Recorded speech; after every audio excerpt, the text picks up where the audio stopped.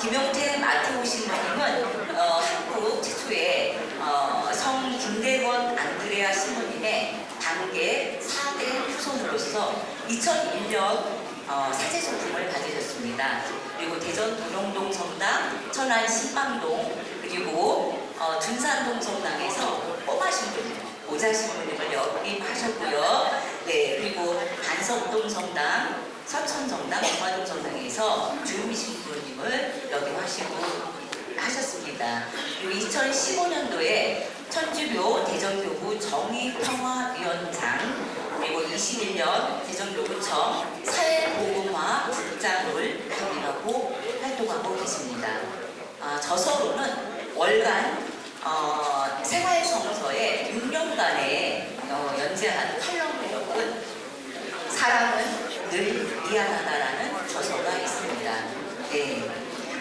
지역사회와 교회 공동체 정의를 실천하고 그리고 사회적 불평등과 부조리에 저항하며 큰 목소리를 내시며 활동했던 우리 신부님께서 다 아시고 계시듯이 작년 12월 9일 대웅동 성당에서 시국미사 강론의 핵사이다 강론으로 종교계는 물론 지금 전국의 SNS에서 뜨거운 관심을 갖고 계십니다.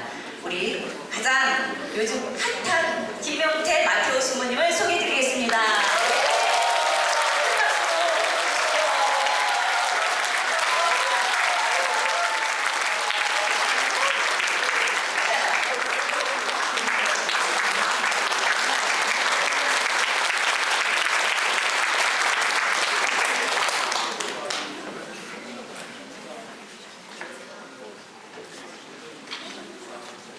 네, 그리고 제가 소개를 할 영광까지 주셔서 감사한데요.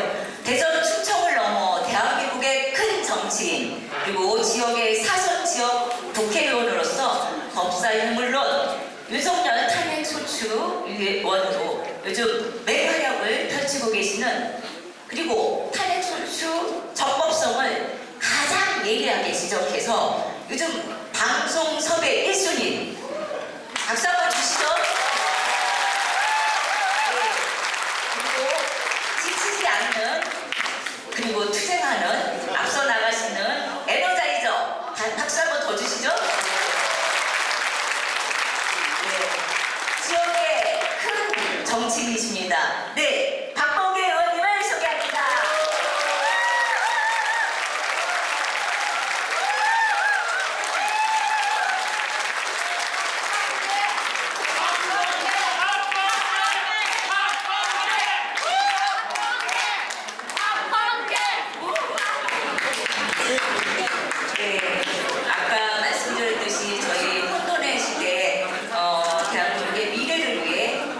정치와 종교가 무엇을 해야 하는가 고민하고 함께 해답을 찾는 그런 소중한 시간이 되었으면 합니다. 다시 한번 두 분의 시국 대담회를 뜨거운 박수로 시작하겠습니다.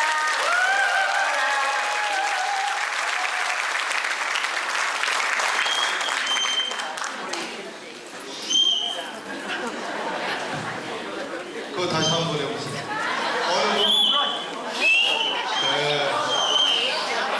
정말 많이 오셨네요. 네. 안녕하세요.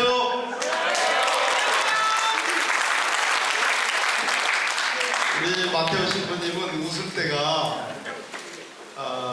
정말 멋있어요. 네, 저도 잘생긴 건 없지만 웃을 때가 괜찮다고 그런 분이 많은데, 신부님의 웃음은 한 번만 웃어보세요.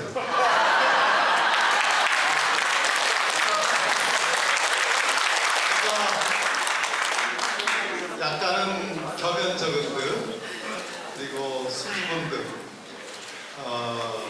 사제, 가톨릭 사제가 이 미사를 할 때 그 권위, 카리스마, 저도 이제 아내 제일 뚜르다 하고 이제 같이 왔는데요. 저는 성당은 안 나가지만 선거 때만 신부님 하시는 유불선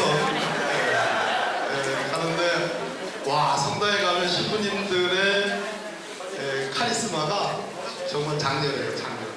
그러니까 광주에서 왔어. 그러니까 마테오 신부님 역시 이번에 시국 강론을 보면서 내가 동영상으로 역시 카리스마가 장렬했는데 카리스마로 사람들을 다른 걸로 끌으셨죠. 뭐죠? 근데 그 이중적인 그 얼굴, 이중적이라는 게 윤석열이 이중성이 아니고 신부님의 그 카리스마와 세태를 정확하게 찌르는, 정말 폐부를 찌르는 그 태아, 그 뒷면에 정말 아름다운 한 사제 신부님의 모습이 있다. 그 방금 웃으시고 한 번 더 웃으세요.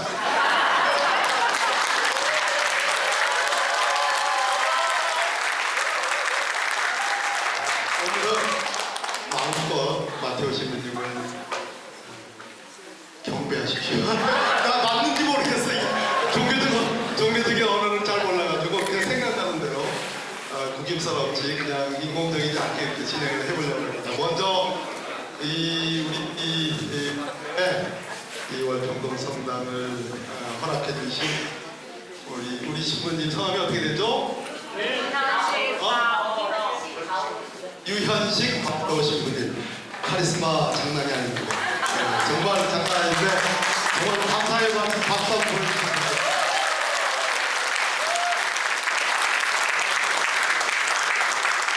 스님들도 오셨네요.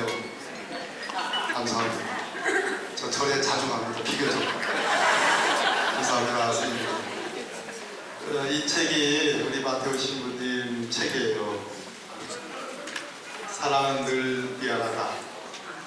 근데 당신께서 이제 제가 그때 고기 사드릴 때 고기 엄청 드시더라고요.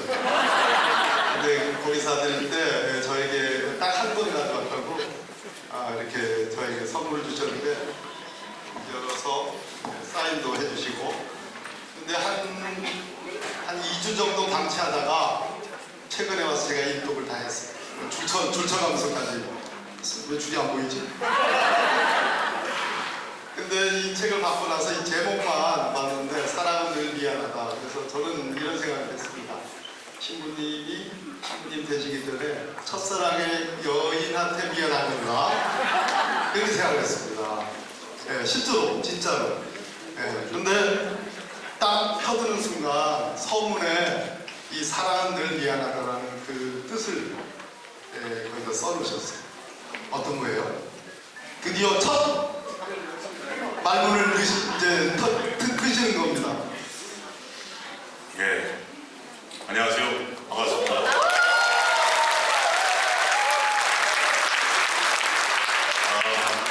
우선 주위에 서 계신 분들께 미안합니다. 이런 미안하다. 살면서 미안한 마음들이 많이 있고, 근데 너도 저 사람은 미안해야 되는데 미안하지 않는 모습들 많이 봅니다. 그래서 세상을 아름답게 만드는 것은 사실 미안한 마음 때문에 만들어지는 것 같아요. 제가 이제 여기 사랑은 늘 미안하다에서 이제 에피소드가 하나 나오는데, 저희가 이제 형제들이 사남, 사녀, 사남입니다. 사남이 다 식구예요. 그래서 대는 죽고 사는 데 뺏겼습니다. 그렇지만 김대호 주님의 그 정신, 이상과 가치는 연면이 이어져 가기 때문에 모든 분들이 후손들이죠. 어쨌든 저희들 형제들이 다 식구고 누나 한 명씩요, 동정녀 서역하고 살고 8명 중에 식구 4, 동정녀 하나, 수녀 하나, 여자 둘만 이렇게 결혼했어요. 정말 좋습니다.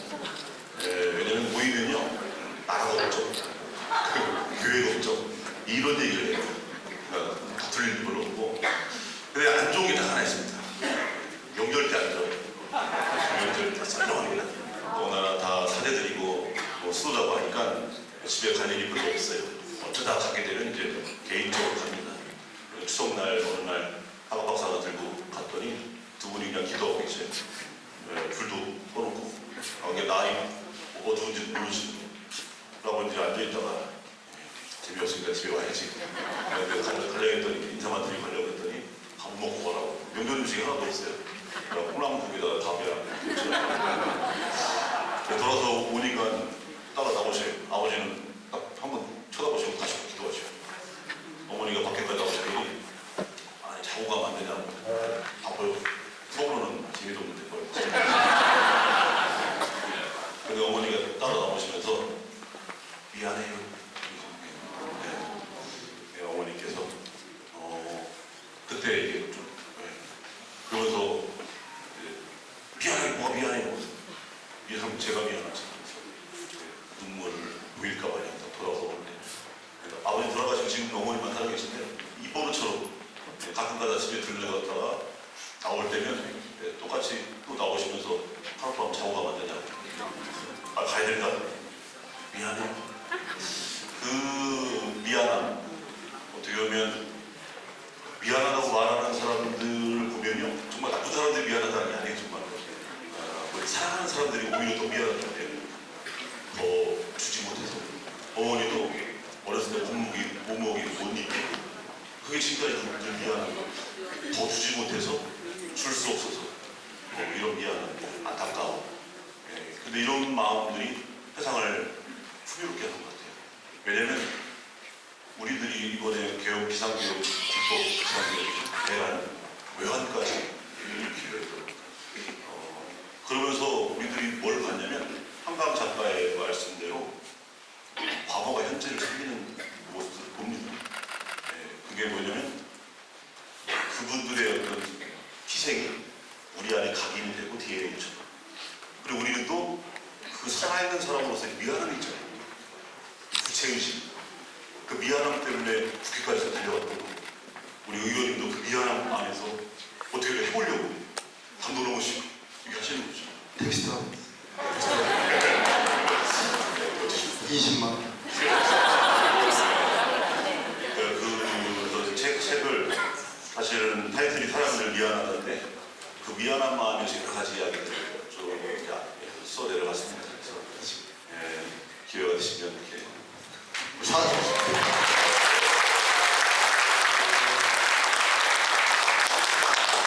사서 보세요. 사람을 줘야 되는 거고 더 주지 못해서 미안하다는 말씀이거든요. 시모님이 하도 기가 세가지고 마이크를 꺼뜨렸던 스님들 좀 웃어주세요. 사람은 더 주지 못해서 미안하다. 그럼 윤석열에게도 더 주지 못해서 미안해야 되는 건가요? 그건 어리석은 질문이죠?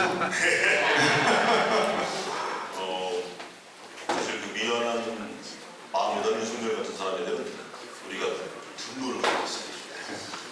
또 사랑은 늘 분노할 수밖에 없어요. 왜냐면 내가 사랑하는 사람들이 희생당하는 모습을 볼 때 어머니가 자식을 사랑하는 순간 내 자식이 누군가에게 희생돼요. 그런데 분노하지 않아요. 말이 안 되는 거죠. 그래서 우리가 윤석열에 대해서 느끼는 감정은 분노예요. 이 사랑하는 이 나라를 이 K하고 그동안 우리 세상 안에서 자랑스러운 이 행복을 이렇게 망쳐놓은 이 현실에 대해서 분노할 수가 없는 거죠. 맞아요.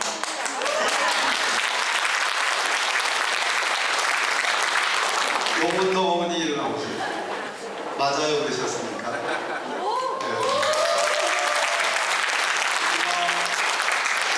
제 아내가 영어 언어학자인데 말이라는 게 있잖아요.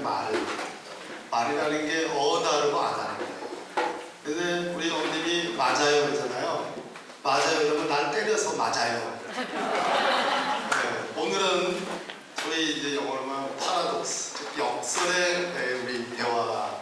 그래서 그러면 신부님 윤석열에게 사랑을 더 주지 못해서 미안한가요? 라고 제가 어리석은 질문을 한 거예요. 근데 신부님 그거 아니라고 물으셨는데 신부님 지금 입으신 옷이요. 옷을 좀 설명을 좀. 안에는 수단이라고 수단. 예. 네, 제가 신혜영님한테 그저 사람들이 일상복. 우리 신부님도 이제 불편하니까 이제 적절한 옷을 입으시죠. 원래 그 사진들이 일상복을 입는 거고 수단. 겉에는 이제 고려 왕족처럼 입으려고 한번 입잖아요. 중요한 것은 바깥에 두르신 이 두루마기가 두꺼운 루비. 근데 우리 스님들도 이렇게 입으시잖아요. 예, 제가 신부님과 스님을 이렇게 비교를 많이 합니다. 이따 목사님 얘기도 나옵니다. 서울에 하지 마시고. 근데 이 바깥에 이것도 공식적인 복장 중에 하나입니다. 아니요, 소개 수단만 공식 복장이고요. 호텔에 본인 취향대로. 그러면 신부님이 이 옷을 벗으세요. 그러면 아까 제가 언어의 이중성, 언어의 패러독스를 지금 얘기했잖아요. 이 옷을 벗으세요. 그러면 이게 문제가 되는 발언인가요? 아니면 문제가 없는 발언인가요? 때에 따라서. 때에 따라서. 왜냐면 그 태극기 부대 이 단체들이 저한테 주로 쓰는 말이 있어요. 옷 벗기고 우스워하자. 옷 벗기고. 종북 좌파시고 빨갱이 옷 벗기고 우스워하자. 근데 그 들으면요. 왜 옷을 벗기고 아니 우스워하려면 그냥 우스워하면 되지 왜 우스워해? 또 상상을 하면 되는 거야. 저 이거 성희롱 아닌가? 그런데 그 옆에 사목회장 문단 사목회장님이 딱 그 들으시더니 신부님 지금 예수님을 의미하는 겁니다. 지금 예수님 옷을 벗기고 십자가에 이렇게 하셨어요. 네, 그래서 제가 그렇구나. 그런데 지금 옷 벗기고 익숙하자 했는데 나는 예수님처럼 이렇게. 그러면 예전에 노무현 대통령을 제가 모셨잖아요. 민정 법무비서관. 한여름에 우리나라가 이제 전기가 부족한 때가 있었어요. 전기가 부족. 지금 전기가 나가더라고요. 하는데 전기가 부족해가지고 한여름에 에어컨을 틀어야 되는데 회의할 때 이제 지도자라고 전기를 아끼는 차원에서 뭐 이렇게 에어컨을 끄거나 아주 약하게 틀거나 그런 경우가 있었어요. 근데 그 안에서 이제 여자 수석 비서관이 있었어요. 근데 한여름이니까 옷을 가볍게 입었을 거 아니겠어요? 근데 어느 분이 누구라고 얘기 안 하겠습니다. 유명한 얘기인데 우리 저 옷 벗고 회의합시다. 막 그랬단 말이에요. 그래가지고 이게 롱인지 아닌지에 대한 논쟁이 좀 있었습니다. 그러면 신부님 옷 벗으세요. 그렇게 하려면 옷 벗으세요. 그러니까 아스팔트 그부들이 신부님 옷 벗기자 이 얘기를 했을 때 이게 성희롱이에요? 아니에요? 신부님은 어떻게 느꼈을까요? 아니 내가 하는 얘기가 아니고 신부님 책에 옷 벗으라고요? 그거 성희롱인데? 이렇게 써놓으셨어요. 네. 근데 여기서 왜 신부님 옷을 벗기려고 할까요, 여러분? 왜 우리 신부님 옷을 왜 벗기려고 아스팔트 극우파들이 그럴까요? 신부님 못하게 하려고요. 발음만 하니까 형님 자주 얘기하지 마. 자꾸 형님만 발음하니까 다른 분들에게 좀 이렇게 자중해. 발음만 하니까 이미자 회장님 어떻게 왜 자꾸 신부님 우리 김용태 신부님의 옷을 벗기려고 할까요? 사대지 못하게 하려고요. 이미자 회장님. 일반인으로 해서 어? 일반인 그러니까 일반인 편과 일반인으로 만들려고 신부님이 이 책에서 정치에 대해서 얘기를 하십니다. 정치하지 말라고. 왜 목회자가 왜 정치를 하려고 그러냐. 그럴 것 같으면 이 수단, 수단도 또 저 남아프리카에 가면 수단이라는 나라가 있어요. 언어의 역설입니다. 이 수단을 벗으라는 얘기는 신부님이 정치적 발언을 하지 말라는 거예요. 누가? 아스팔트 극우파들이. 왜? 신부님의 사회적 영향력, 대중에 대한 영향력, 혹시 정치에 무관심한 사람들에 대해서 굉장히 강력한 한마디를 했기 때문에 그 이전에도 그런데 그 이전에도 앞으로도 우리 마테오 신부님은 항상 우리 곁에 있습니다. 제가 왜 신부님하고 이러한 토크를 해야 되겠다. 신부님 그 말씀 강릉 때 제랄 발광이라는 말씀 할 때 제가 그날 저녁에 바로 대전에서 내려오면서 찾아뵈려고 했던 그 인연이 이렇게까지 연결됐는데 제가 가장 감명 깊었던 것은 신부님 당연히 사회 평화 참 가지지 못한 사회적인 약자에 대한 돌봄 그분들의 사회를 만들기 위한 노력 다 훌륭하신데 저는 우리 대전교구의 마테오 신부님이 그 희국미사에서 그 세상에 경종을 울리고 윤석열을 정말로 딱 이 지랄 발광이라는 이 네 글자로 세상에 빛과 같은 그런 말씀을 해줬기 때문에 우리 대전 신부님 이기 때문에 제가 너무나 그런데 왜 지랄 발광이라고 하셨어요? 아마 거의 비슷한 심정이실 것 같아요. 적절한 표현이 없어요. 그 어떤 험한 단어도 윤석열이 저지른 폐악질을 담을 수가 없어요. 예. 그렇다고 제가 막 시정 자폐처럼 막말할 수 없는 거 저도 사회적 유신과 체면입니다. 그 미사에서 그러다 고민고민해서 뭐라고 할까 하다가 이제 겨우 찾은 게 이제 그거고 또 이제 사전도 찾아보고 계지랄의 경기 방언이다. 네 글자니까 올해 효다성어 효다성어는 아니지만 그래도 어쨌든 그걸 찾은 건데 어떤 분들은 이제 공격하는 분들은 이제 아스팔트 두부라고 표현되는 이 사람들을 이제 어떻게 사제가 그런 험한 말을 성당에서 미사에서 할 수 있냐라고 하는데 욕이라고 하는 건 나쁜 놈한테 보통 나쁘지 않고 보통의 선량한 사람에게 하면 그건 욕이 됩니다. 욕 보이는 거죠. 그런데 나쁜 놈한테 할 때는요 사회적 고발이 돼요. 그 사람의 나쁜 짓에 대해서 폭로하고 고발하는 겁니다. 사실 이 지랄발광이라고 하는 제가 그때 했던 그 강론 이후로 이제 막 많은 분들이 함께 호응해 주셨는데 사실 그 안에 제가 뭘 느꼈냐면 많은 분들의 목마름을 느꼈어요. 이 단어 하나에 이 열광하시는 모습에 정말 목말랐다. 이틀막 정권이었지 않습니까? 뭔 말을 못하게 해요. 잘하셨어요. 말을 하면 병을 서있고 이를 틀어막고 끊어내셨어. 이를 틀어막고 그 사람들 죽도 안 됐어요. 그죠? 검찰에 자꾸 그 영장 나발을 아예 신청도 안 했던 바람에 그래서 경호처 차장 김성 예. 근데 그 이틀만 현실 속에 살고 있습니다. 그런데 어떤 효과인가 생각해보면요. 안델센의 동화에 나오는 벌거벗은 님. 거기에 사람들이 얘기를 못하고 있어요. 분명히 벌거벗은 채로 행렬을 하고 있는데 사람들이 아무 말 못해요. 이틀막 정권이. 그때 그 누가 봐도 거짓말을 할 수 없는 아이가 임금님이 벌거벗다고 폭로하고 고발합니다. 그때 임금님의 그 수치스러운 모습이 폭로가 되고 고발이 돼요. 그 효과, 사제가 거룩한 미사에서 도가 지교자 성당, 대흥공당, 이 대전교를 대표하는 성당에서 사제가 그 거룩한 미사에서 하는 이 말이 그 임금님은 벌거벗다라고 하는 그 아이의 폭로와 같은 효과를 낸 것이 아닌가. 그래서 많은 분들이 느꼈던 목마름을 해소하는 단비가 된 효과가 아니었는가라는 생각합니다.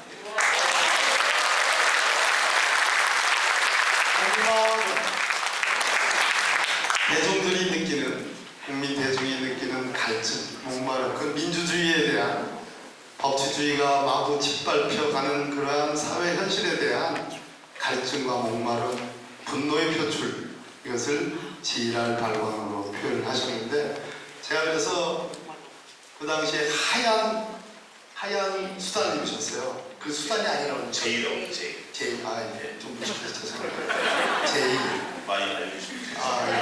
저 자주 못 봐가지고 제이 수단과 제이 완전 그 정규복 입고 정식복장 정식복장을 입으시고 그리고 그 지랄 발광하실 때 여러분 보십시오. 웃지 않으셨어요. 웃지 않았어요. 근데 속이 사람들이 시원했어요. 네? 속이 시원했어요. 속이 시원했어요. 빵 터졌어요. 사람들이 웃었어요. 예, 사람들이 그냥 박수를 친 게 아니라 웃었습니다. 그리고 신부님은 웃지 않았어요. 제가 요즘에 방송도 이렇게 많이 해서 좀 웃기고 싶은데 우리 애들 남자애들 둘인데 다 커가지고 아빠가 어떻게 하면 웃길 수 있니? 이렇게 물어보면 우리 애들이 아빠부터 웃지 마. 웃음 말할 때는 절대로 웃으면 안 돼. 근데 아빠는 먼저 터뜨려. 뿜잖아 먼저. 근데 뿜은 거는 지금처럼 운이 좋아서 떴는데 먼저 웃지 마. 신부님 안 웃었어요. 아무리. 근데 카리스마가 장렬한단 말이에요. 자, 근데 지랄발광으로 신부님이 겸손하게 국민 대중이 민주주의가 짓밟혀가고 법치주의가 무너져내는 것에 대한 목마름과 갈증, 목마름하니까 타는 목마름으로 생각이 나잖아요.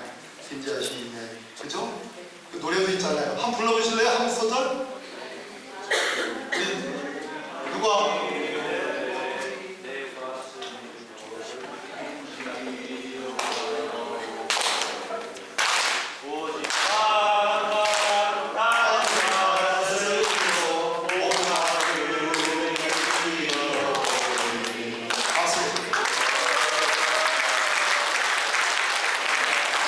신부님 계속하세요.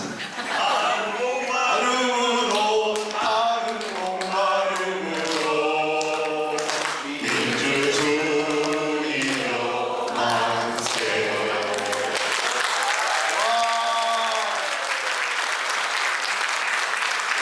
제 입으로 이렇게 얘기하기는 않죠. 우리는 품격입니다. 윤석열 내란 수개법에 대해서 품격 있게 우리는 오늘 처단의 장을 마련합니다. 그렇죠 여러분? 네. 그런데 여기서 의문이 있어요. 용서라는 거에 대해서 신부님이 쓰셨어요. 용서. 쓰셨죠? 용서. 하나님은 다 용서해요. 잘못한 사람도. 근데 여기서 이제 네. 이 악함과 약함을 구분해야 됩니다. 약함에 대해서 용서하는 거예요. 약함. 악함은 배제하고 제거해야 됩니다. 두 개 헷갈리면 안 되는 거예요. 우리가 보통 죄는 미워해야 돼, 사람은 미워하지 말라 이런 말 하잖아요. 여기서 사람을 미워하지 말라 이것은 그 죄를 지은 약함에 대해서 끌어안는 거예요. 그래서 갱생의 기회를 주는 거죠. 하지만 그 죄, 그 악함, 그 사악함에 대해서는 절대 태양의 대상이 아닌 겁니다. 이게 뒤바뀌어 버리면 어설픈 관용과 용서 이렇게 얘기하는 거예요. 그래갖고 윤석열 탄핵된 다음에 감옥에 갔다가 금방 또 사면해 주셨다 이런 얘기 나옵니다. 절대 사면해 주면 안 되는 거예요. 안 되죠.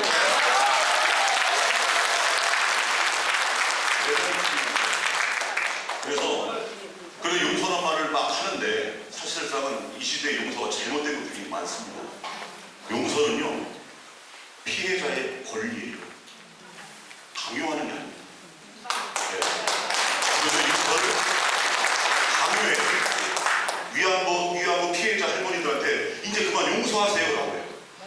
쥐들이 뭔데? 이럴 때 말도 안 돼요 하고 소리 좀 한번 쳐보세요.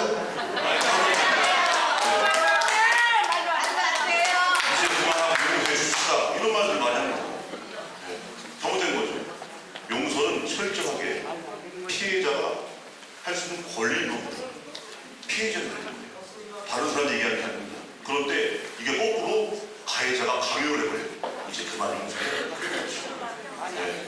그리고 완전히 뒤바뀐 겁니다. 그래서 그 피해자가 상처가 아물고 다 보상이 되고 또 배상도 되고 한 다음에 그 다음에 그 피해자가 용서해줄 때까지 끊임없이 용서를 빌어야 되는 거예요. 끊임없이.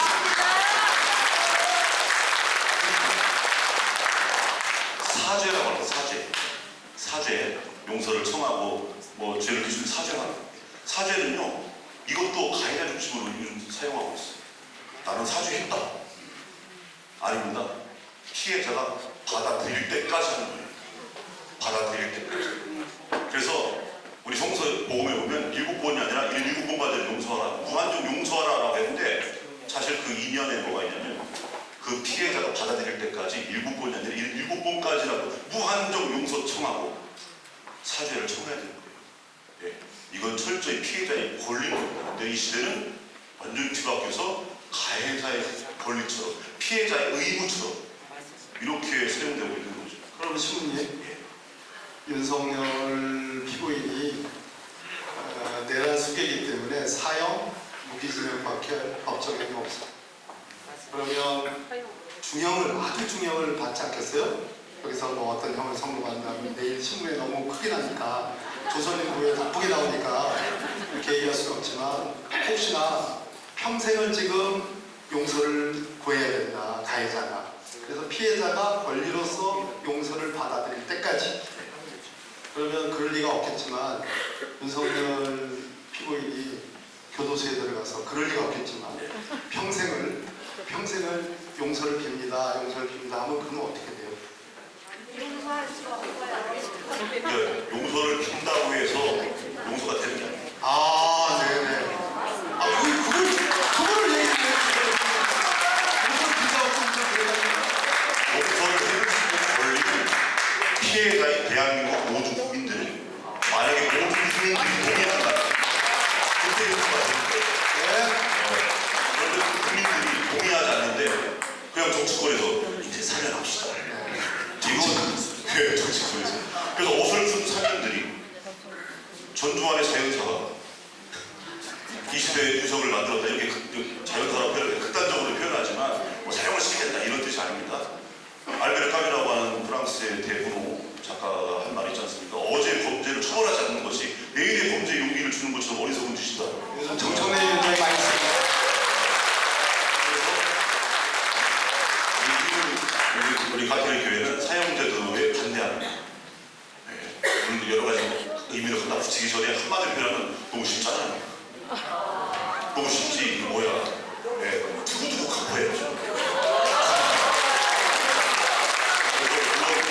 그래서 보상한 표현하면 인간의 생명은 하나님께 달린 것이기 때문에 우리가 한 번은 죽일 수 없다. 네, 여러 가지 표현도 있지만 그냥 더 쉽게 표현하면 너무 쉬워요. 네. 그래서 정말 모든 걸 갚을 때까지 근데 갚아지겠습니까? 그러니까 죽을 때까지 갚고 죽을 때도 못 갚으면 죽은 다음에라도 갚으라 해서 우리 가톨릭 교회 안에 어떤 교리가 있냐면 연옥이라고 하는 게 있어요. 연옥. 천당과 지옥만 있는 게 아니고 연옥이라고 하는 게 있는 거냐면 죽어서라도 갚아라. 네, 그런데 정말로 고민할 필요가 없는 게 어제 이제 탄핵 심판 마지막 재판이 있었잖아요. 선고만 남겨놨는데 선고 날짜를 잡지 않았어요. 저는 미리 이제 예측을 했죠. 선고 날짜를 안 잡을 거다. 박근혜 대통령 탄핵 때도 탄핵 파면 선고하기 3일 전에 3월 9일 날 선고를 하겠다라고 이제 헌법재판소가 통지를 합니다.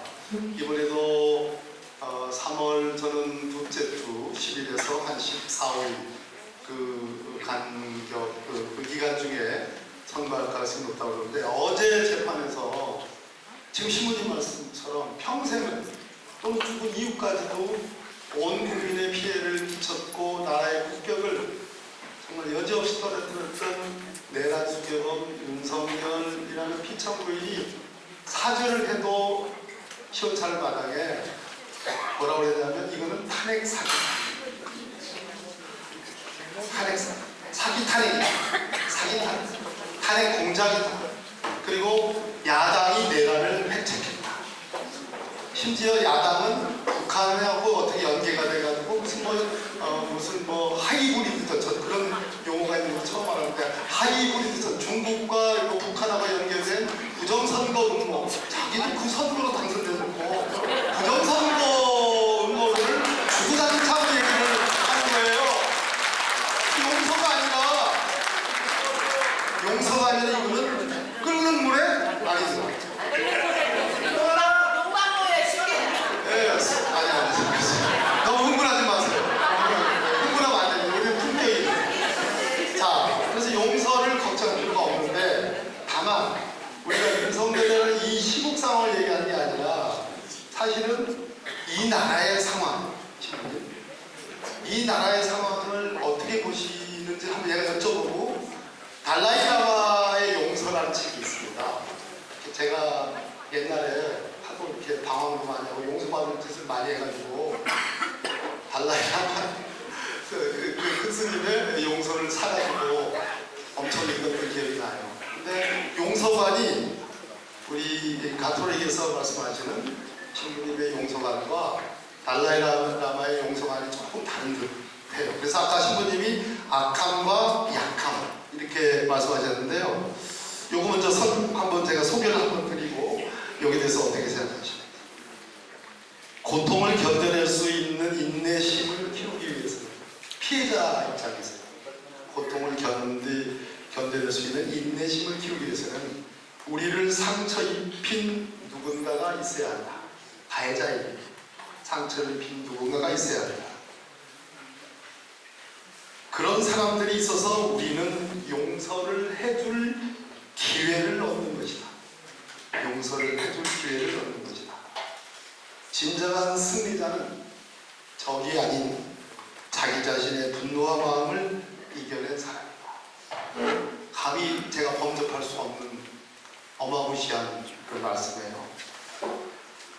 여기 대해서 어떻게 생각하시죠? 예, 저는 회개, 용서와 회개가 맞물려 있는 건데, 회개라고 하는 건 개인적 차원의 회개가 있고, 보통 개인적 차원의 회개를 많이 얘기합니다. 여러분 생각해 보세요. 윤석열이라는 사람이 회개하겠어요? 아니요. 예. 그러면 절대 아니죠. 네, 사실 보통 이제 이 말씀 아까 이 말씀은 사실 용서라고 하는 것 안에서 이렇게도 표현합니다. 자신을 위해서 용서하라고 하는 이런 차원인데요. 예, 보통 그런 얘기가 있죠. 물컵 여기에 물이 절반이 있는데 이 물의 무게가 몇 g이냐라고 할 때 이 물의 무게는 들고 있는 시간에 비례하는 만큼의 무게인 겁니다. 그래서 오래 들고 있을 수가 무거운 거죠. 마찬가지로 내 마음의 화, 분노, 이걸 내 안에 오래 갖고 있으면 여기서 나를 목슬게 하고 좀 먹고 나를 힘들게 하니까 흘려보내라라는 차원의 용서의 말씀인 거고, 예. 그래서 이 발라야라는 말씀은 그 말씀대로 의미가 있습니다. 나를 살리기 위해서 이제 그런 상처나 아픔들을 흘려보내고, 그래야 내 안에 새로운 새살이 돋는 것처럼 내 안에 새 삶이 돋아나는, 예, 그건 내가 해야 할 내 삶을 이루기 위한 노력들인 거고, 이제 그 사람의 죄에 대해서는 그 죄에 대해서 덮고 넘어가는 것은 용서가 아닙니다. 예, 그래서 제가 회개 얘기했지만 용서를 얘기해서 회개라고 하는 건 개인적 차원의 회개를 얘기하면 회개 안 하는 놈들이 너무 많아요. 네. 안 하는 놈? 분들이 많습니다. 보통 이제 용자 소리 들을 사람들한테 뭐 하다가 그분, 사모님, 여사 하는데, 아니면 그놈 혹은 그래서 이 회개라고 하는 건 뉘우친다는 표현, 고칠 기가 있어서 고쳐야 되는 건데 스스로는 안 돼요. 그러면 사회적 회개가 있어요. 사회적 회개는 뭐냐? 사회적 회개. 윤석열의 뉘우치고 나는 상관없어요. 그 사람은 뉘우치잖아요. 그러면 사회적 회개는 먼저 성찰을 합니다. 왜 이런 일이 났는가? 네. 우리가 도대체 그동안 어떻게 이런 일이 났는가? 반성해야 돼요. 그죠? 왜 박근혜 탄핵 이후에 또 윤석열이 등장했는가? 왜 전두환 이후에 또 윤석열 같은 사람이 등장했는가? 이걸 우리가 돌이켜보고 성찰해야 돼요. 그 다음에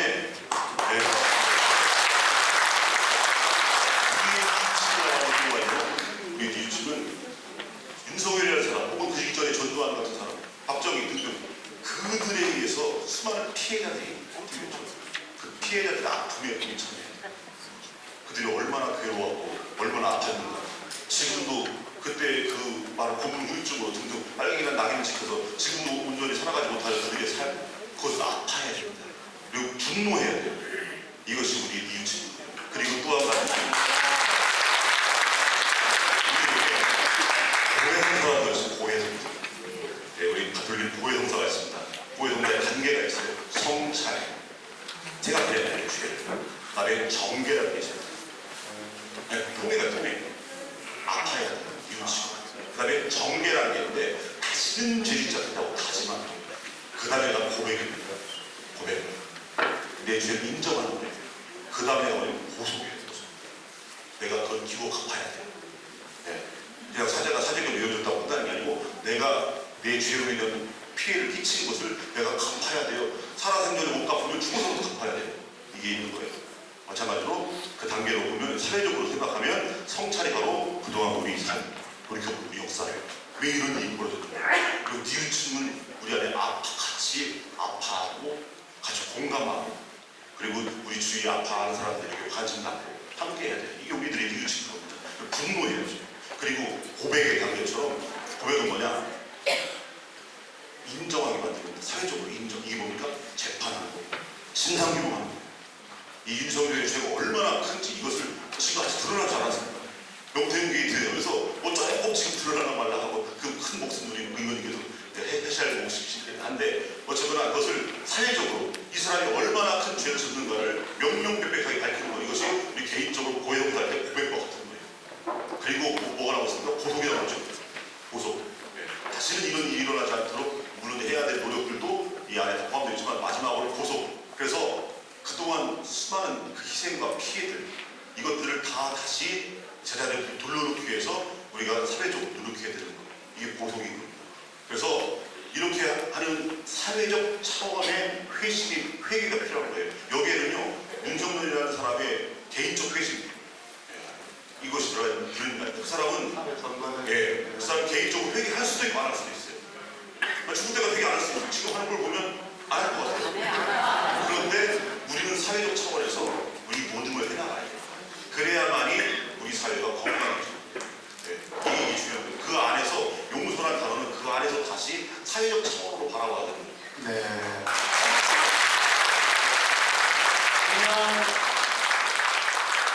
말씀을 했는데요. 사회적 회개에 관한 말씀, 그래서 용서도 그 차원 안에서 논의돼야 된다는 말씀인데 제가 이 서예를 조금 취미 갖고 있다는 거 아시죠? 그 중에서 한자어에 대해서 많이 쓰는데 우리가 후회라는 단어를 많이 우리는 알잖아요. 후회.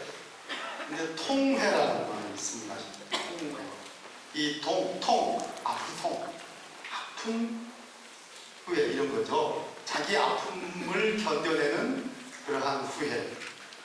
이 말씀을 쓰는데 글씨를 쓰고 싶어요. 그런데 사회적 회개와 관련해서 정말로 이 내란 행위가 아까 말씀하신 것처럼 박정희 군사 쿠데타부터 시작해서 위신 독재와 수많은 사람이 죽었죠.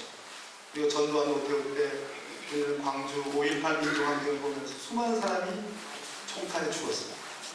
아파트 헬기에 의해서 기총 난사로 했다라는 보고도 있습니다.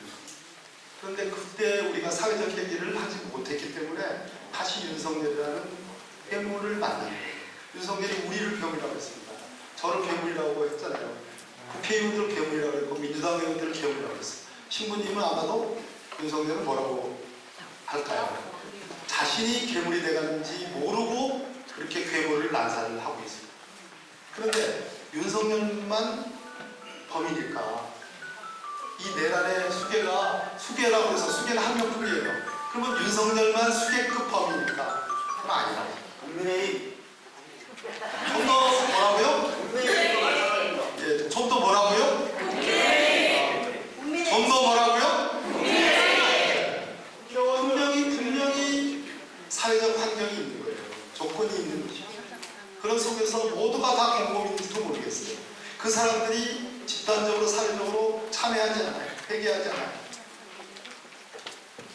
신부님, 서부지방법원이 잘못을 저지른 사람은 검사에 의해서 기소가 돼가서 그 잘못에 대해서 죄를 판정받고 벌을 받습니다. 그것을 하는 대한민국의 법원이 폭도들에 의해서 난입돼서 폭동을 일으키고 그 안에서 온 법원 전체가 다 난장판이 됐어요. 경찰관이 맞아가지고 제가 얼마 전에 우리 법사위원들과 함께 서부지방법원에 현장 갔다 왔어요. 그런데 그 입구에 경호하는 그 여자 방어원이었어요. 그 여자 방어원이 경찰관이 폭도들에 의해서 폭행을 당해가지고 피가 어느 정도 났냐? 자기가 큰 수건으로 3장을 피로 다 그냥 다 완전히 적실 정도로 자기가 지혈을 했다는 거예요. 그런 폭도들이었어요. 근데 그 폭도들의 배우가 누구예요? 누구라고 생각해요? 누구라고 생각합니까? 저는 여기에 우리 기독교를 믿는 분들이 많이 있어요. 저와 다니는 교회에 우리 성도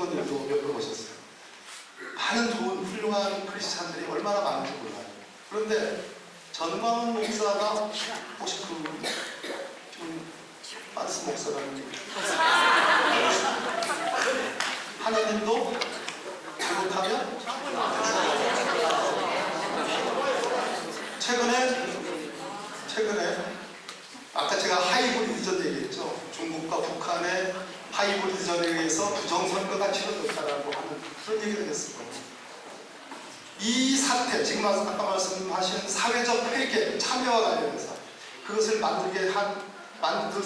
하게 해야 할 원인 제공자들의 사회적 참사들, 사회적 내란 공범들, 그 사람이 그런 사태의 한국 사회의 현실에 대해서 어떻게 평가하십니까?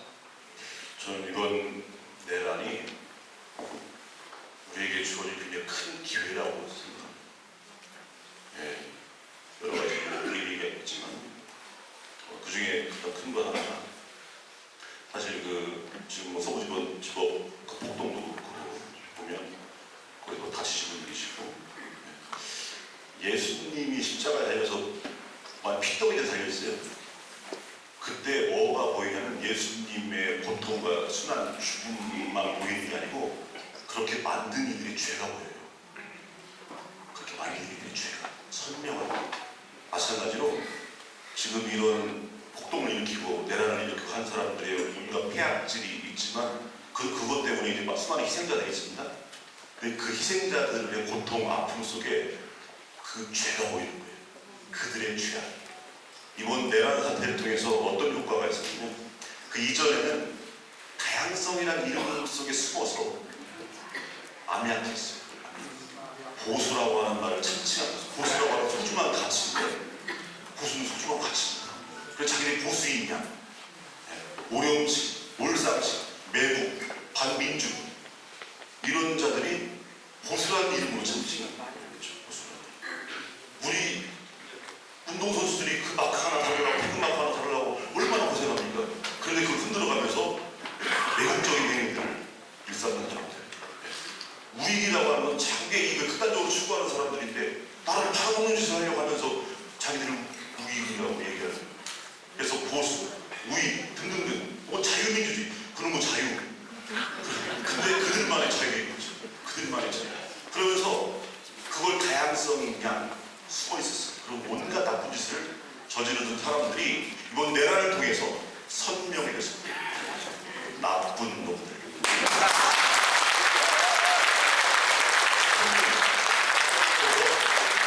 바퀴벌레들처럼 다 기어납니다. 바퀴벌레들처럼. 다 기어납니다. 그래서 윤석열의 말을 되돌려준다면 계엄령의 이유를, 불법 계엄령의 이유를 중북 좌파 세력을 일거에 처벌하겠다고 했지 않습니까? 이번에 우리가 그것들을 일거에 처벌할 수 있는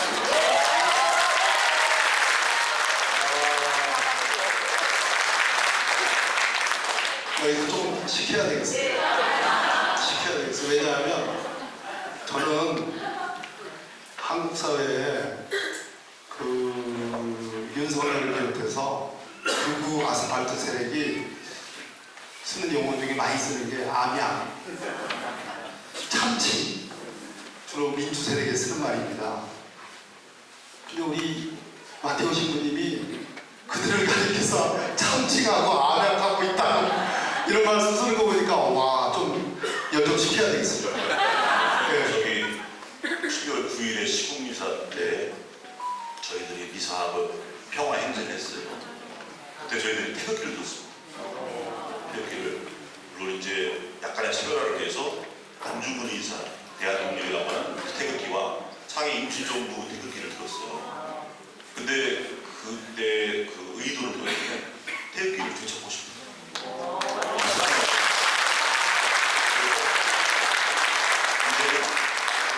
되찾아야 할 때입니다. 되찾아야 할 때. 나쁜 놈들에 의해서 되찾을 때이다. 자, 너무 어두운 얘기만 했습니다. 종교가 영혼을 구하는 거죠. 저같이 어린 양을 구해주는. 그래서 제가 오늘 이 시국 토크를 만들었지 않습니까? 제 영혼부터 좀 구해달라고. 양심적인 기독교, 양심적인 가톨릭, 양심적인 불교, 우리나라의 제 종교의 양심적인 종교인들이 이 사회를 좀 밝게 해주셨으면 좋겠어요. 그리고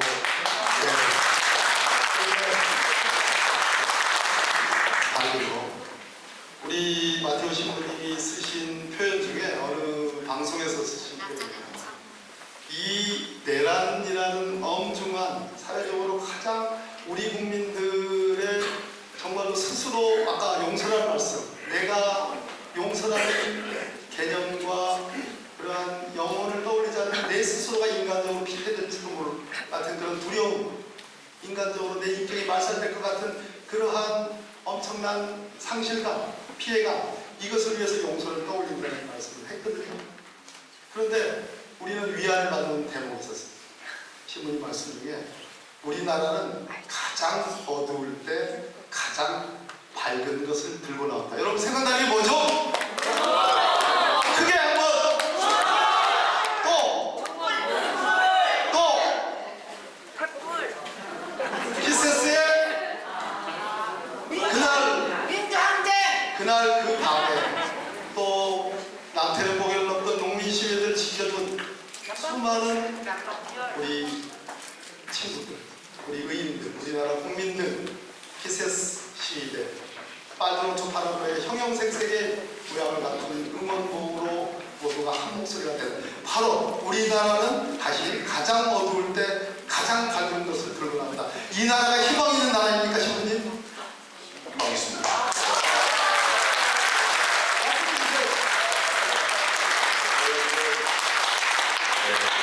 내란을 통해서 윤석열 일당의 그 어둠이 보이지만 저 더 크게 보였던 것은 밝게 빛나는 우리 시민들의 양심, 이 모습이 더 밝게 보입니다. 왜냐면 우리가 보통은 밤하늘 볼 때 어둠만 보는 사람이 있어요. 별을 보잖아요. 별을. 저는 어둠을 봅니다. 변태들이고. 누구나 밤하늘을 볼 때 밝은 별을 봐요. 혹은 달을 보거나. 저는 이 어두운 이 내란의 시기, 이때 우리 모두가 그 빛나는 그 별, 우리 마음속에 양심 안에 타오르는 이 모습이 겉으로는 촛불로 드러나고 야광봉으로 드러나죠. 응원봉으로. 이 모습이 보였어요. 그 한강 작가님의 말씀이 생각났어요. 세상은 왜 이렇게 고통스러운가? 하지만 세상은 왜 이렇게 아름다운가? 이 프랑스 작가 생텍쥐페리라고 하는 사람이 어린 왕자에 보면 사막이 아름다운 이유, 어딘가에 샘이 있기 때문에, 그 오아시스 때문에. 그래서 사실 이번 내란에 저는 보통 우리가 MZ 세대 얘기하면서 요즘 애들 왜 그래? 하고 하는 입에 달고 사실 거예요. 요즘 애들 왜 그래? 그런데 저는 그 MZ 세대들이 밝게 빛나는 모습을 봤어요. 아, 그렇구나. 우리 죽은 자가 사자를 살린다고 하는데 우리 선배들이 그 어둠의 시기를 밝게 빛나가면서 살았던 그 빛이 사라지지 않아. 아니, 그 우리 안에 DNA처럼 우리 안에 우리 양심 속에 각인돼서 이어져 내려오는 이 우리 유산인 겁니다. 유산. 민주주의 유산이 우리 안에 살아있어요.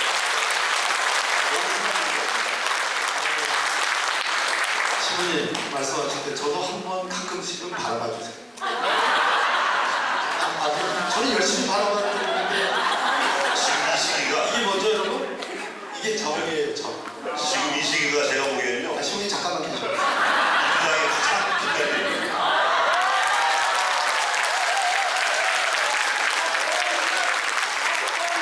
근데요, 신부님이 여기에 정의를 쓰셨어요. 정의, 갚아주는 정의. 정의가 갚아주는 걸. 잘 이해가 안 갔죠? 신부님이 제가 이 자리 만들었는데 저는 한 번도 안 받아보거든요. 계속 여러분들을 바라보면 여러분들과 저하고 완전히 인격이 동일하면 모르겠으나 인격이 다른 주체잖아요. 저는 안 바라봐주죠. 이거는 갚아주는 정의가 아니에요. 그죠? 근데 신부님이 이 책에서 정말로 독특한 정의관을 쓰셨어요. 하나님이, 예수님이 두 개의 정의를 갖고 있다고 했어요. 그죠? 무조건 베풀어주는 정의. 그죠? 그냥 베풀어주는 사랑. 근데 이 베풀어주는 사랑에 대해서는 보수적인 신자든 진보적인 신자든 다 동의한다는 거예요. 그래서 그냥 베풀어주는 사랑은 흔히 말해서 사회적으로는 사회복지. 사회복지에 관해서 진보적이든 보수적이든 다 동의합니다. 사회복지가 없으면 나라가 지탱될 수가 없기 때문에. 그런데 이 갚아주는 저희가 도대체 먹었는데 갚아주는 정의 얘기만 나오면 쌍심지를 틀고 그냥 눈을 시뻘겋게 해가지고 빨갱이니 뭐니라고 하는 사람들이 있다는 거예요.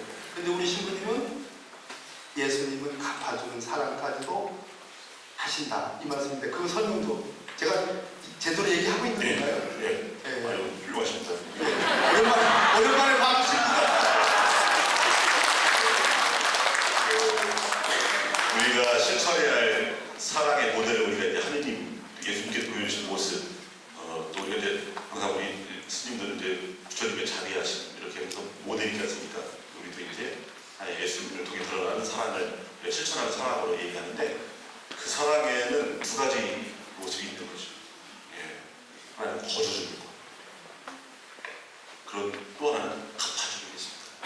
브라질의 봄헬더 카마라 대주교님이 계세요. 주교님이신데 주교가 어떤 분인지는 뭐 신문이나 방송에 보시죠. 그 브라질의 유명한 가난한 이들의 아버지라고 존경받는 주교님이세요. 그분이 예전에 돌아가셨습니다. 늘 가난한 이들과 함께 하셨던 분. 그분이 하신 유명한 말씀이 있습니다. 내가 사람들에게 빵을 나눠주니까 나를 보고 성인이라고 해요. 성인. 그런데 내가 그런데 그렇게 열심히 일하면서 왜 빵이 없습니까? 라고 물어봤더니 나를 빨갱이라고 해요. 분명히 빵이 있어야 되는데 누군가 뺏어가잖아요. 왜 빵이 없습니까? 묻는 순간 나오고 하느님의 사랑 안에는요 정말 우리에게 빵을 주시는 그 사랑이 있지만 그 빵을 뺏어가는 분들 못 뺏어가게 하는 그 정의. 만약에 뺏겼다면 내가 반드시 갚아주겠다. 반드시.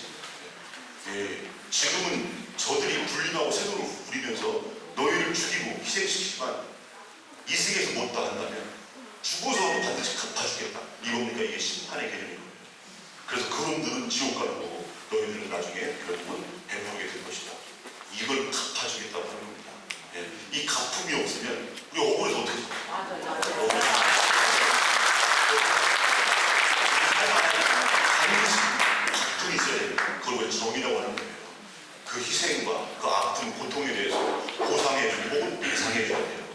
그렇게 갚아나가는 겁니다. 그래서 그런데 아까 말씀해 주셨던 것처럼 세상에서는 아까 그 까마나 대주교님의 말씀처럼 거저주는 빵을 주는 일에 대해서는 박수칩니다.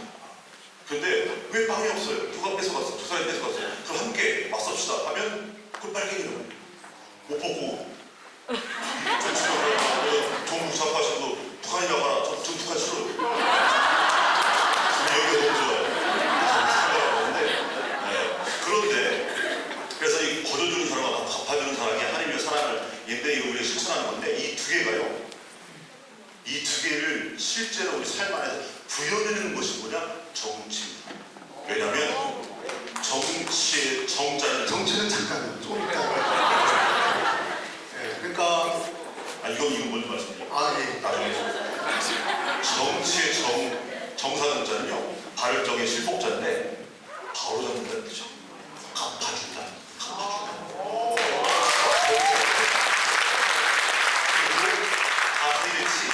가스리치는 물수변의 별태는 사람 코와 입 모양입니다. 물을 잘 다스려서 먹여 살려줍니다. 먹이는 것은 뭡니까? 사회복지. 이게 거둬주는 사람입니다. 이 신앙 안에 들어있는 거둬주는 사람과 갚아주는 정의가 정치 안에 들어있는 거예요. 이걸 구현해내는 것이 바로 정치입니다. 네.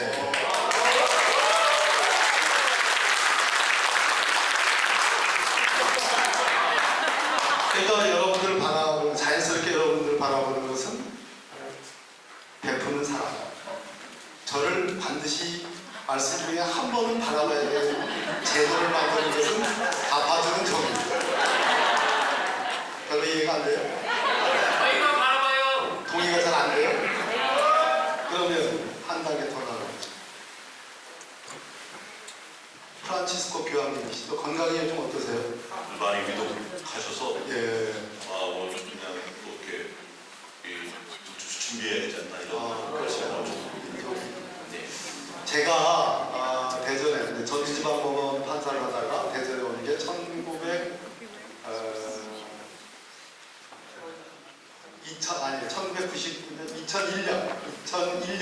2001년에 대전에 왔어요. 어머니 모시려고. 법원에서 출석이 틀렸고 요즘에 우리법 명부에 나온 게 그거잖아요. 그 당시에 그거 달면 출석이 틀린 거였어요. 근데 뭐 저쪽 사람들이 요즘은 우리법 연구회가 무슨 출세하는 뭐 포스라고 우리는 정말로 법원 안에서 민주화 운동 어떤 우리 법을 가장 우리 시민이 말씀하신 정말 힘없는 사람들을 위해서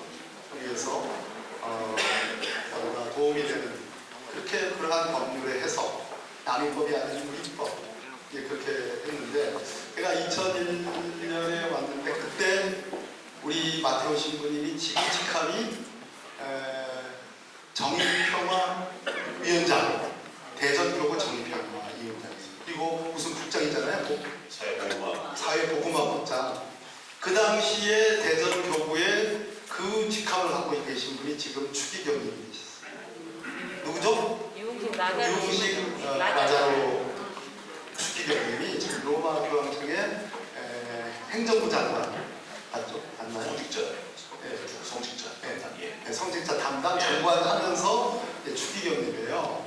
그래서 제가 마태오 신부님한테 그때가 2001년인데 제가 지난번에 제가 고기 사드렸다고 했잖아요. 그때 우리 신부님도 언젠가는 추기경님이 좀 되시라고 그 전에 추기경님이 좀 되시라고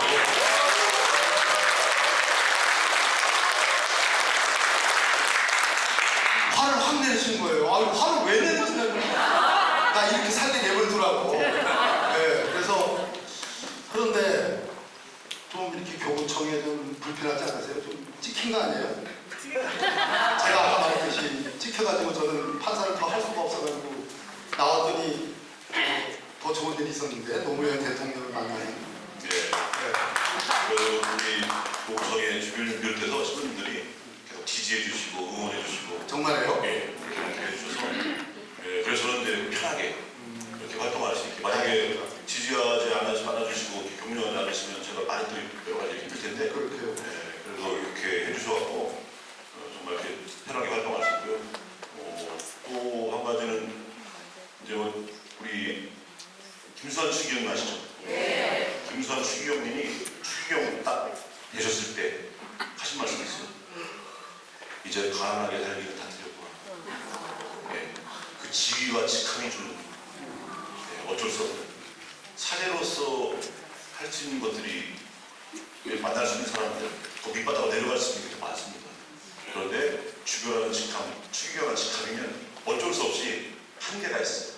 그래도 만나는 레벨들이 조금 더 그렇기 때문에 김수환 추기경님이 굉장히 가난한 이들을 생각하시고 함께 하시는 그런 훌륭하신 평생 가난하게 사신 분이신데 그럼에도 불구하고 이 추기경이라는 직함에 대해서 그렇게 생각하셨거든요. 이제는 다시는 가난하게 살 수 없구나 이렇게 말씀드립니다. 겸손한 표현이지만 저도 살짝 더 따왔어요. 근데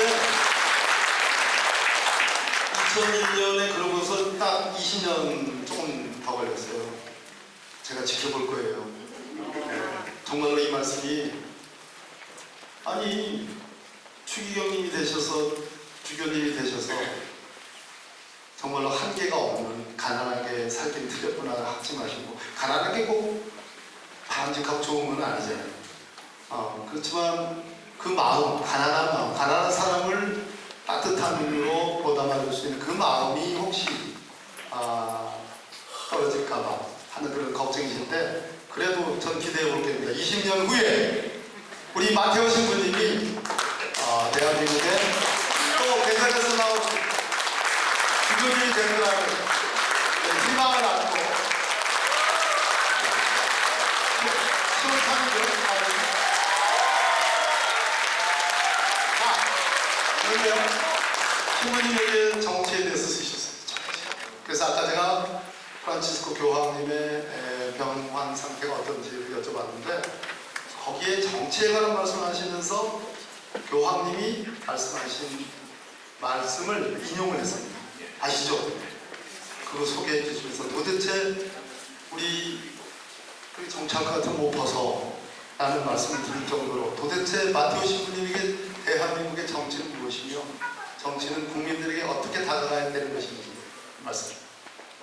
이 모든 인간은 호모사피엔스 이런 지금 정의한 것처럼 정치하는 인간이에요.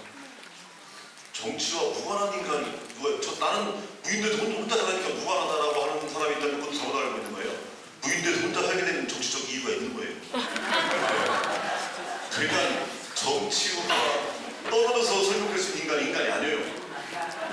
그리고 모든 인간은 정치에 참여해야 할 권리와 의무가 있어요. 참여에서 대표적인 건 정치인 거예요. 정치 참여. 우리 민주주의는 그렇게 정치 참여를 하는 이 시민들로 이루어지는 거죠. 종은요, 참여할 수 있어요, 없어요? 없죠, 종은. 주인 마님들이 얘기하는데 종이 가서 그거 사시면 되지 않습니까? 했다가는 엉성말이 나가고. 이놈이 어디 감히 마님들 얘기하는데 이렇게 참여한다는 것은 내가 이 사회의 누구다?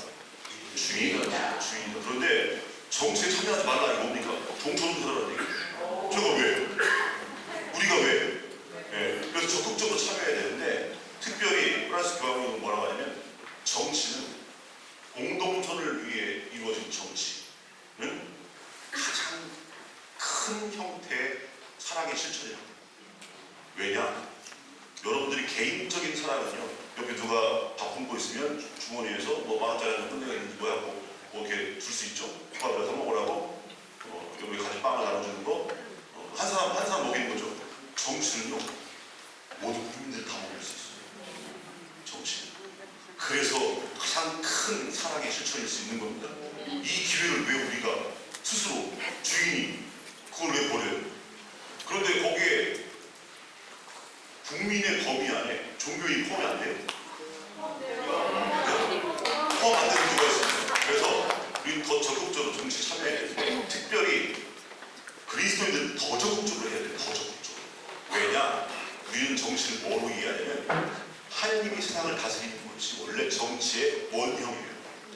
하느님이 세상을 만드시고 그냥 방치하신 게 아니고 당신이 세상을 좀 아름답게 만든 다음에 이것을 내가 이 세상을 다스리듯이 그렇게 너희들이 다스려라 하고 인간에게 위임하신 겁니다.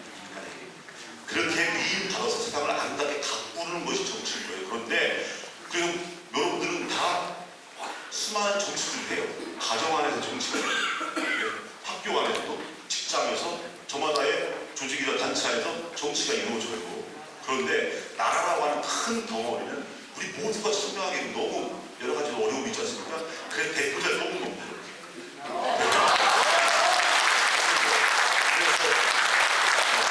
그 대표자를 통해서 우리가 고용준 놈이죠. 피고용이. 그렇지 않으면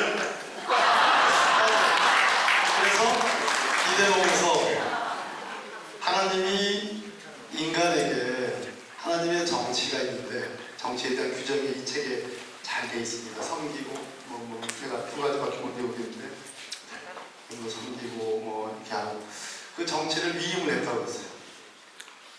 그러면 여러분들 주권자, 신부님 말씀하신 주권자인 여러분들이 이런 사람같이 이런 종을 만들어가지고 위임을 했어요. 위임했는데 신부님은 모든 여러분들이 다 정치를 해야 된다. 프란치스코 교황님도 그것이 최고의 선이다. 정치에 우리가 무관심하게 되면 나보다 못한 사람들의 지배를 받는다는 유명한 말이 있잖아요. 그렇죠? 그런 일이 없도록 하기 위해서라도 여러분들이 정치에 참여하고 정치를 하셔야 돼요. 그러면 저는 뭘 먹고 살죠? 여기서 이 위임을 철회할 수 있는 위임인지 하나님은 인간이 정치를 잘 못하면 당신께서 주신 그 위임을 철회할 수 있는 건가요? 그것까지 우리에게 위임하시죠. 그것까지도 돌려줄 건지 말 건지. 왜냐면 자유라고 하죠. 우리가 자유이지. 하나님이 우리를 사랑하시지 않습니까? 그렇게 우리 고백합니다. 사랑을 하게 되면요, 나를 거부할 수 있는 그런 자유까지도 인정하는 겁니다.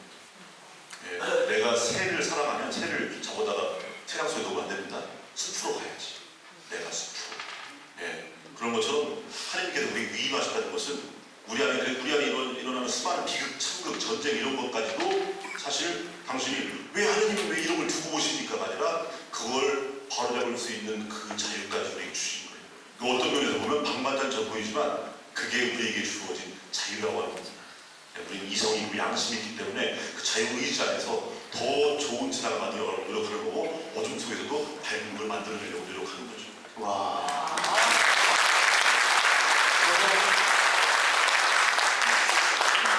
말개나 한다고 자부해요. 여러분 그거 아시죠? 오늘 이 분위기가 제가 좀 약간 춤을 들어야지 제가 보신 마태오 신부님이 빛나는 그런 그 기의 근도를 좀 아시죠? 조금 못나 보이게 그런데 하나님은 그래요.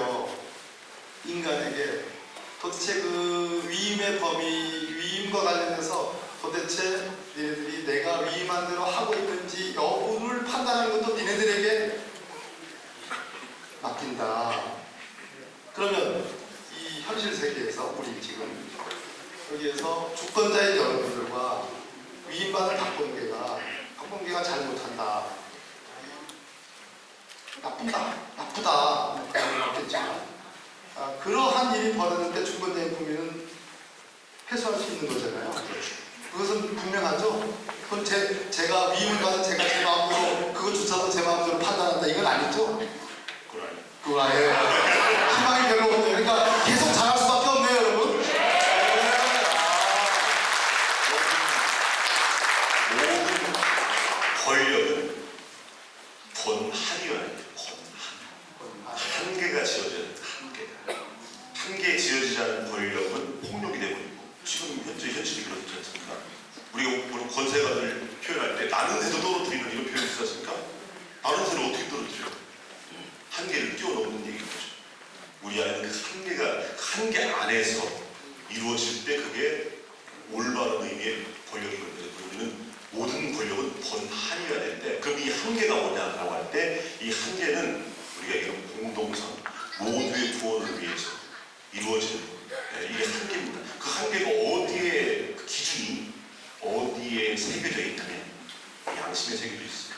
그래서 우리는 모든 실정법의 그 근거, 본질, 원형 이런 말씀 경우에는 양심법 혹은 자연법이라고 하고 또 그거 더 올라가면 신법이라고 해요.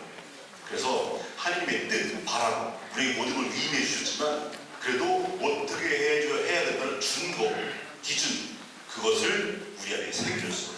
그게 뭐냐? 끝까지 양심이 다 이렇게 붙들잖아요. 물론 정말 양심 망가진 사람들이 우리가 TV를 보고 있지 않습니까? 그렇지만 보통의 시민들이라면 그 양심 안에 새겨져요. 맹자님은 이걸 불인지심이라고 해요. 차마 뭐뭐뭐 하지 못하는 말. 아이가 국물에 빠졌을 때 그냥 지나치지 못하고 어떻게 구하려고 하죠. 그 아이의 출신 성분이 어떤 거가 따지지 않습니다. 그냥 지나쳐가지 못하는 이 마음이 모든 사람들의 양심 안에 새겨지는데 우리 컨센서라고 하는데 이걸 라틴어로 콘센시아 센시아는 라틴어로 지식입니다. 지식. 콘은 뭐냐? 모두의 공유하는 공유. 그러니까 모두가 공유하는 저 사람만의 양심 이해할 수 없는 게 아니고 양심이라고 하면 모두가 알고 있는 거예요. 그래서 그건 뭐와 통하냐면 상식과 통합니다. 그래서 양심은 결국은 상식과 같아요. 모두가 다 예상할 수 있는 거예요. 저러면 안 되는 거지. 이건 그 사람은 특별히 도덕적으로 훌륭해서가 아니라 모두의 마음속에 그러면 안 되는 거지. 아무리 그래도 대통령이 어떻게 국민의 가슴에 촛불을 들이대고 이건 아니지. 이게 양심이고 이게 상식인 거예요. 이것이 우리를 지켜주는 선이 되는 거고 그 선이 뭐냐? 권력이 지향하는 문화에서 넘지 못하게 하는 선이 되는 겁니다.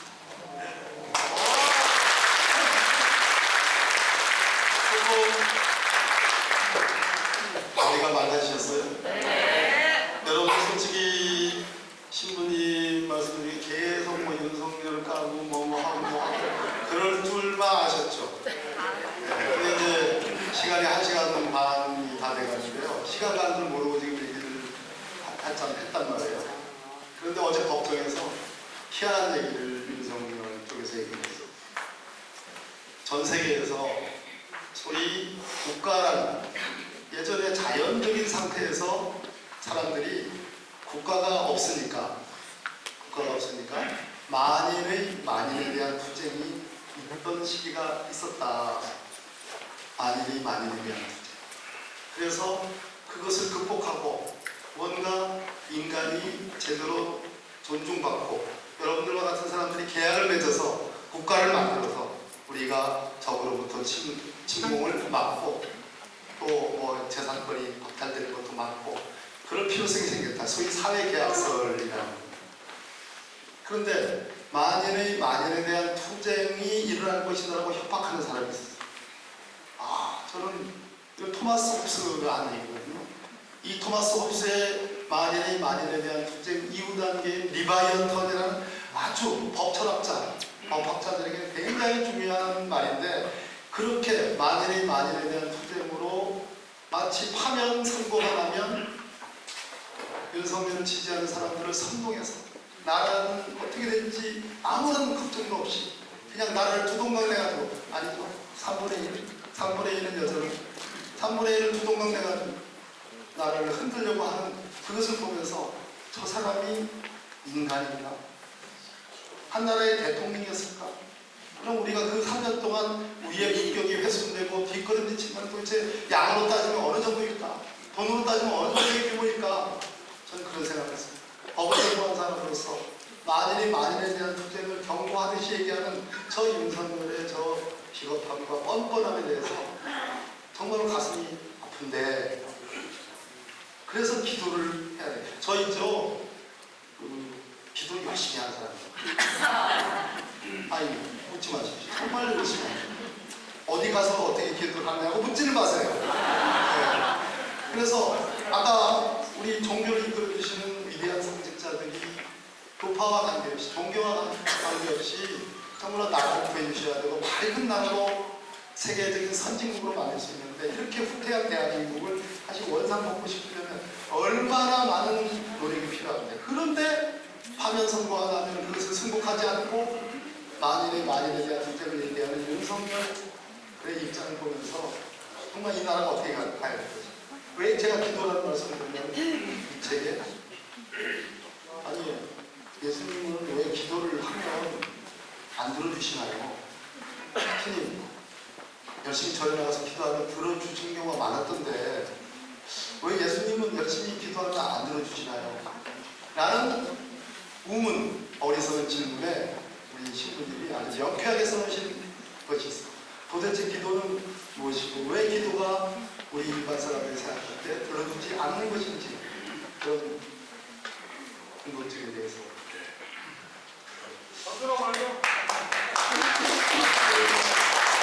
여러분 지금처럼 기도만이 하는 데가 없을 거예요. 기도는 이 신앙을 갖고 있는 분들만의 모습이 아닙니다. 종교를 갖고 있는 분들만 기도하는 게 아니고 사람이면 다 기도해요. 기도의 가장 원형이 뭐냐면 엄마, 아빠, 어린아이들 하잖아요. 그게 원래 기도였어요. 스스로는 할 수 있는 게 없기 때문에 그래서 아이들은 늘 엄마를 찾고 아빠를 찾고 평화를 찾아요. 이 형태가 바로 가장 원칙적인 기도입니다. 이 대상이 하나님을 향할 때, 뭔가 절대자를 향할 때 우리가 할 수 없는 것들에 너무 안타깝고 가슴 아파하고 정말 목말라하면서 그걸 이길 수 있는 어떤 절대자를 찾으면서 아기가 엄마 찾듯이 하는 거예요. 그렇기 때문에 지금 우리 역사에서 어떻게 보면 우리 민족, 이 나라의 시민들은 역사적으로 굉장히 많이 기도할 수밖에 없는 삶을 살아왔고 지금 이 시기가 정말 그 간절한 기도를 하죠. 그래서 그 간절함이 하늘을 닿았기 때문에 지난 12월 3일 밤 우리가 그 정말 지금 생각을 해도 소름 끼치는 그 불법 비상계엄을 해제시킬 수 있었던 그것도 여러분의 기도인데 예전에 어떤 자매님이 저한테 저는 막 기도만 하면 다 이루어져요 막 그런 말씀을 하세요. 제가 그거 딱 들으면서 뭐 또 이루어지고 뭐 또 이루어지고 뭐 또 이루어지고 막 하시는데 제가 또 계속 듣다가 안 될 때도 있어요. 그랬더니 뭔가 그들이 실망하시더라고요. 왜? 그러길래 아니 다 이루어지시는데 근데 저는 괜히 거기에 초치는 거지만 한참 신나게 말씀하시는데 그래도 나중에 기도가 안 들어질 때 실망하는 것보다는 차라리 지금 이게 낫겠다 해서 안 들어질 때 있어요. 라고 하는데 말씀드렸는데 사실 기도를 한다고 다 들어주는 게 아닙니다. 왜냐면 우리 보험을 보면 뭐 찾으면 얻고 구하면 뭐 받고 뭐 문을 두드리면 열릴 거다 하면서 한 개를 맞추면 100개를 뭐 얻을 거다 하는데 100개 맞췄는데 쫄딱 망할 때도 있어요. 네, 그리고 아무리 두드려도 안 열릴 때가 있고. 근데 딱 두 가지 경우도 그래서 두 가지. 네, 첫 번째는 내 시간과 하나님의 시간이 다를 때. 내 시간. 네, 마치 오늘 아침에 씨앗을 심고 저녁에 가서 에이씨 아직 안 열렸네 이런 식일 수 있는 거죠. 이런 식일 수. 내가 생각하는 계획과 내가 생각하는 꿈 이건 나에게 한정되어 있는 거죠. 내가 아무리 살아봤자 인생 100년밖에 안 되는데 하나님의 뜻은 그 이상일 수 있잖아요. 예. 그래서 그 뜻에 맡겨드리는 것이 기도하는 사람의 자세인 겁니다. 그 사람만이 내일 지구에 종말에 와도 오늘 사과나무를 심겠다는 그 자세예요. 예. 꼭 내가 먹어야겠다 그럼 못 심어요. 예. 하지만 그 때가 언제인지 모르지만 그 계획, 그 때 이것은 다 맡겨드리고 나는 내가 지금 할 수 있는 것이 최선을 다하는 거예요. 예. 그렇기 때문에 만약에 내 시선으로 내 시간과 내 계획으로만 바라본다면 안 된다고 생각될 때가 더 많을 수 있는 거죠.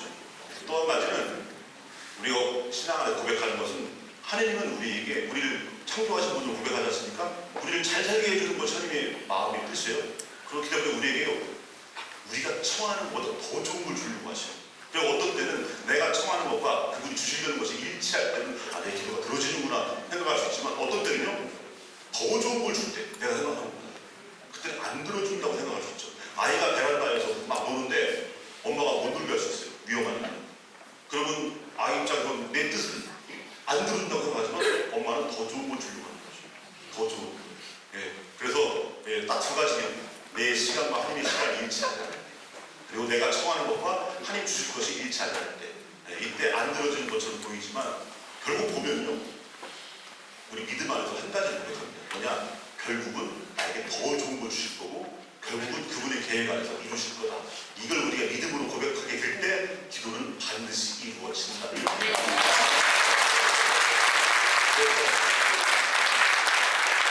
우리가 2025년 일사년이지 않습니까? 120년 전에 일사늑약이 있었죠. 80년 전에 해방이 있었어요. 근데 밤이득이 실패했죠. 그리고 계속해서 독재가 있었죠. 자본 독재도 있고 검찰 독재까지 이루어지는.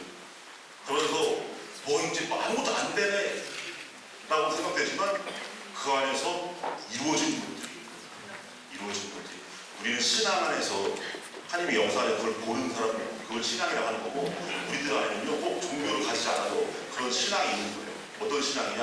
더 좋은 세상을 바라는 마음들. 이 마음들이 함께 공동의 신앙인데 우리 스님들 계시잖아요. 왜냐면 우리 신앙이 같기 때문에. 목사님 계실지 모르겠지만 하여튼간에 우리가 삶으로 모일 때 목사님도 계시고 스님도 계시고 친구들도 있고 이렇게 모여요. 교회로 모이라고 못 모여요. 그런데 아파하는 사람들, 울부짖는 사람들 이런 사람들이 자리에 함께 와 있어요. 왜냐? 공동의 신앙이 있습니다. 그게 뭐냐면 더 나은 세상, 모두가 함께 사는 세상 이걸 바라기 때문에 거기서 함께 영원해 함께 기도하고 하지만 우리의 바람은 그래서 당장 내일 이루어질 거라고 생각 안 해요. 왜냐면 그 시간 언제인지 몰라요. 하지만 당장 내일 이루어질 것처럼 행동하는 거예요. 이것이 우리가 기도해야 될 자세인 겁니다.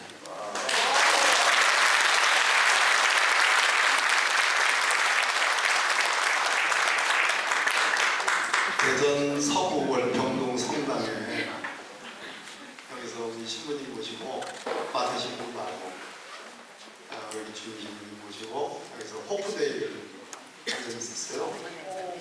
꽉 찼습니다. 이 테이블이 있고. 네, 그래서 그때 마셨던 호프가 정말로 맛있었어요. 근데 이곳 우리 월평동 성당에서 마테오 신부님은 직접 이 세상을 좀 더 밝게 대한민국은 좀 더 좋은 나라, 부강한 나라로 만들기 위한 기도 그 이전에 평화로운 나라, 안정된 나라를 만들기 위한 기도를 듣고 싶었습니다. 기도를 하는 게 아니라 기도의 말씀을 듣고 싶었어요. 그래서 나 그냥 법사에서 난 바쁘고 그런데 도대체 오늘 이 귀중한 1시간 반을 어떻게 갈 건지 저의 의문을 어리석은 질문을 어떻게 구성할 건지에 대한 고민이 너무너무 많았어요. 근데 우리는 역시 대전시이고 우리 서구중이 우리는 격조 있는 우리 충청도 사람 우리 신부님 모시고 나라를 구하는 길 그리고 2020년에 세계 12회 유엔 언크타드의 선진국으로 등재됐던 대한민국이 불과 만 4년 만에 아니 3년 만에 13위로 떨어지고 선진국이 아니라 도대체 경제성장률을 어떻게 기약할지 모르는 자영업자와 골목 상권이 피폐해져도 하루가 멀다게 나의 생명권을 보장하라고 하는 우리 힘없는 사람들의 절규가 대한민국 방방곡곡을 울리고 있는 이 시점에 신부님부터 우리가 기도하는 마음 이 나라를, 이 백성을, 이 국민을 정말 위해서 이 나라를 보여줬으면 좋겠다는 그런 마음으로 오늘 모셨습니다.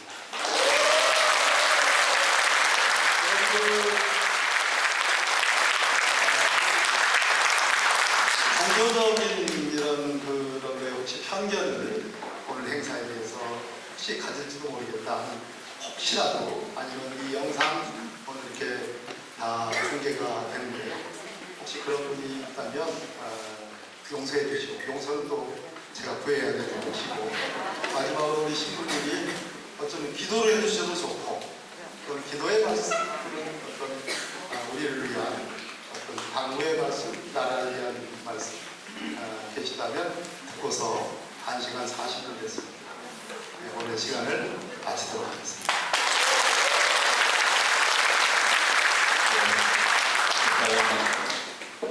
두 분 스님께 계신데 죄송한 마음부터 이렇게 올라와서 이런 자리에 제가 감히 이렇게 여러분 함께 대표로 위원님과 함께 일할 수 있는 여러분들 긴 시간 더 함께 계시면서 함께 해주신 모두들 죄송하다 감사 함께 기도로 주님께 나오고 싶습니다. 사실 지금 1시간 40분 동안에 시간이 어떻게 될지 몰랐는데 함께 사실 기도하는 자리였어요. 이게 영원 마음이 하늘에 항상 갖고 있을 거예요. 마지막으로 이제 정말 마지막으로 드리고 싶은 말씀은 그 영화 서울의 봄에 보면 성공하면 혁명, 실패하면 반영 아니니까 사실 그건 독재자들이 쓰는 말이기도 하지만 전두환, 박정희, 윤석열 같은 사람이 쓰는 말이 있지만 우리에게 해당되는 말이에요. 우리는 지금 혁명의 시기다. 이거 실패하면 반영의 시대로 되돌아가요. 그래서 우리도 이거 실패하면 큰일입니다. 혁명의 시간인데 혁명이라고 하는 게 보면 협자가 가죽 협자라고 했습니다. 이 가죽 협자는 가죽 피자와 달라서 이건 가공 중인 가죽을 협자로 표현해요. 그리고 보면 상형문자에 보면 가죽을 펴놓고 구지라는 거죠. 그러니까 고치지 않죠. 명은 명에 따라서 천명 하늘의 명에 따라서 사람 고치는 건데 이건 영어로 레볼루션이라고 했습니다. 라틴어로 보면 레볼루치오, 레볼루치오. 레는 다시라는 뜻이고 루치오는 볼루치오는 볼루토라고 하는 말이 나오는데 볼루토는 부르는 거죠. 그래서 혁명은 뭐냐면 돌아서 다시 제자리로 뭐냐 회복시키는 거. 우리가 지금 모든 걸 다시 제자리로 본래 하느님 모시기 좋았던 세상 우리가 꿈꾸는 그 세상 원래 그 세상이었는데 뭔가 착욕과 죄악 때문에 망가져버렸죠. 그걸 다시 제자리로 돌려놓는 거. 이걸 혁명이라고 하는 거예요. 네. 뭔가 그냥 다 바꾸고 새롭게 하다가 혁명이 아니고 되찾는 겁니다. 우리 아름다운 인간성을 되찾고 우리의 양심을 되찾고 그리고 수많고 왜곡되고 삐뚤어지고 잘못됐던 것들을 다 되찾는 것들 이게 혁명의 본질이거든요.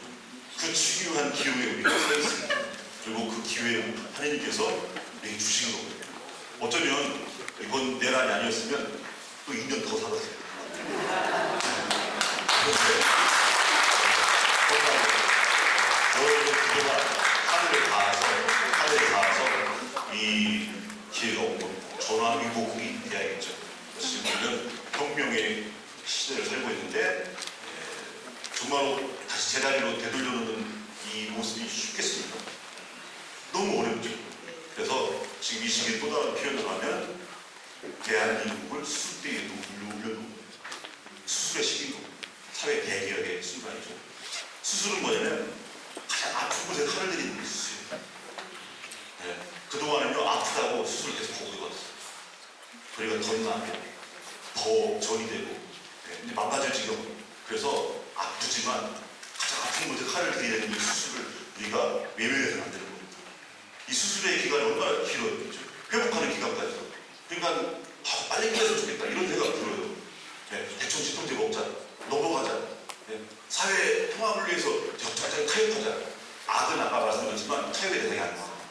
그렇기 때문에 우리가 사회 대개혁 수술의 기간이 지난해 보이고 힘들게 보이고 답답해 보이고 좀 불안해 보여도 이 기간을 우리가 모두의 영혼, 기도하는 마음으로 봉헌하면서 모두가 함께 살기 위한 그런 좋은 기간을 영원하면서 이 기간을 잘 이겨냈으면 좋겠습니다.